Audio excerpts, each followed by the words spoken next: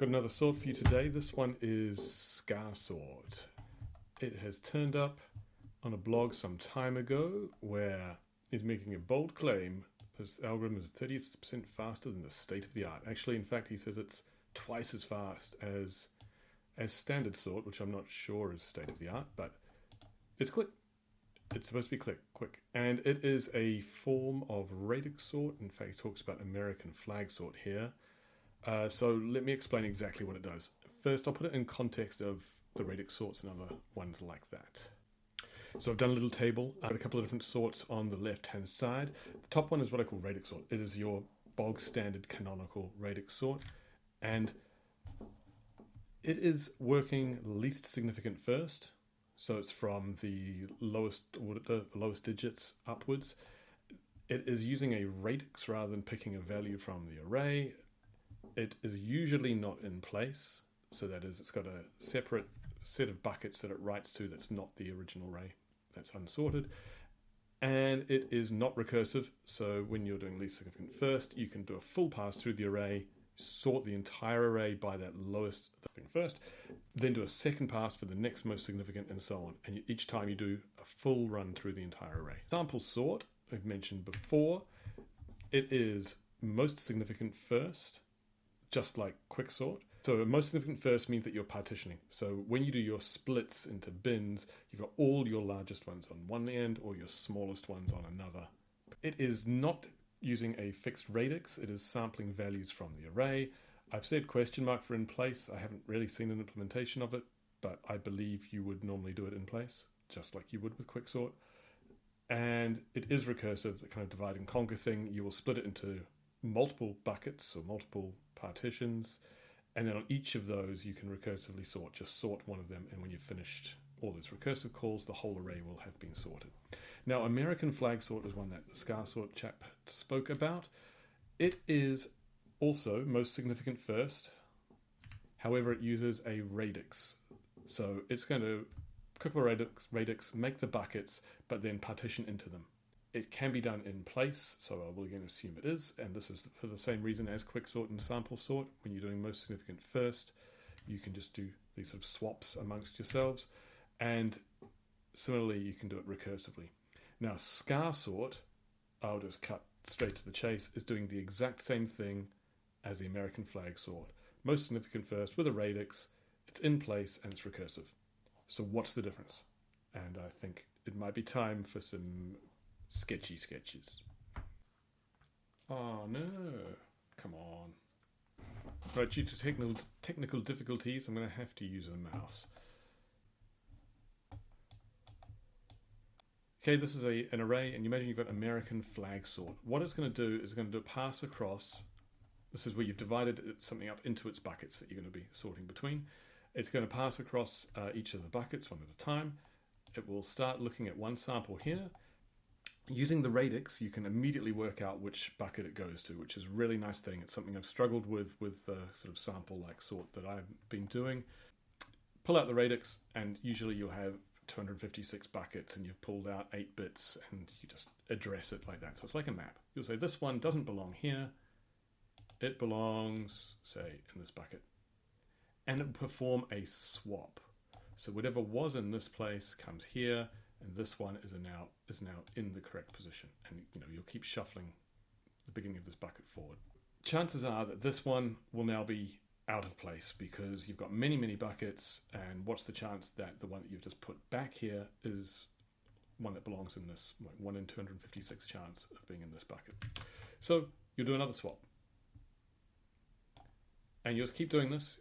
1, 2, 1, 2. You're doing 2 reads, 2 writes, and each time you're putting one thing in the right place until you get lucky and you end up with one that belongs in this bucket, and then you step forward. And you'll be testing that every time, and then you repeat. That's the American flag sort. Scar sort, doing something similar, finds one here, discovers it's out of place, performs a swap. Well done. Then it will always step forward, no matter what.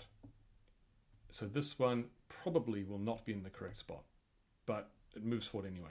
Does the next one, and so on. So therefore there is a fixed number of moves. You don't have to keep checking each time is it in the right place or not, so you'll save a conditional.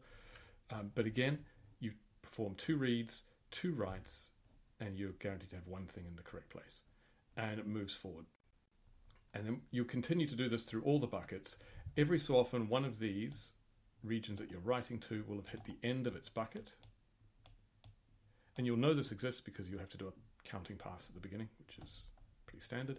It'll reach the end of its bucket and you will say, ignore this from this point on. Keep working your way through, doing each bucket, and then you'll repeat the entire process again. But this time, you'll be skipping a bunch of these that are already finished.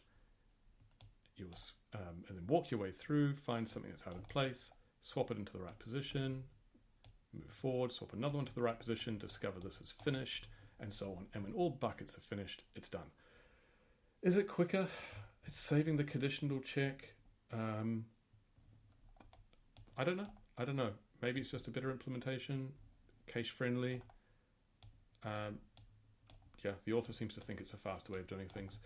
Just say an alternative, which is the way that I'm doing it, but unfortunately with no radix, so I can't do a quick, easy lookup. You find the one here, you say, where does it belong?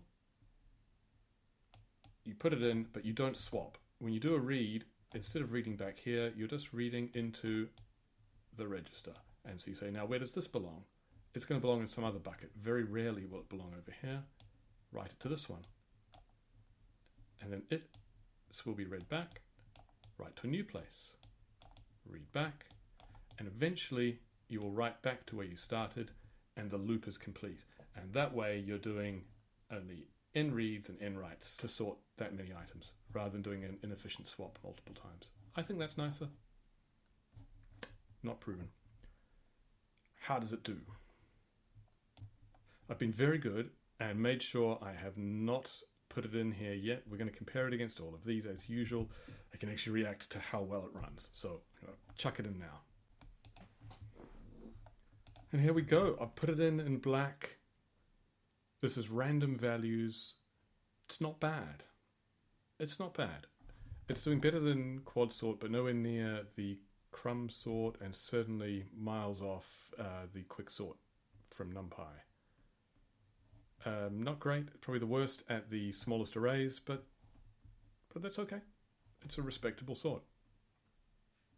We've got, these are the 11 sawtooth, which is kind of the worst case for the 2 I've been doing. It's substantially worse than these efficient sorts. It's similar to PDQ sort from Golang. It's slightly better, that's okay. 20 unique values. This is where there are many repeats in the array, especially as it gets larger. Again, it's not good with small arrays. In fact, it's the worst at everything. This is one that quad sort was very bad at with large arrays, and it's the same. So it's very poor. It's not able to exploit the repeated values. All right. Revert. Wow. Yeah, okay, so I'm not going to be able to display it in this chart in the future because it's too slow. It's at like 40 to 60 nanoseconds per element, which is actually slower than the 20 unique values. 40 to 60. It's like, it doesn't change. It's the same as random. Lucky last, the near sorted is also really poor. This just seems to be 40 to 60. It's slightly quicker. So this is where everything's in order except for 2 elements. And again, it cannot exploit the fact that it is a nearly sorted array. Yeah, I'm not going to be able to display that either. So overall, it's not a bad sort at a random array. However, on every single edge case, it is done really poorly. So be very careful how you use it. It cannot exploit any patterns in the data. And that's about all I have to say. So till next time.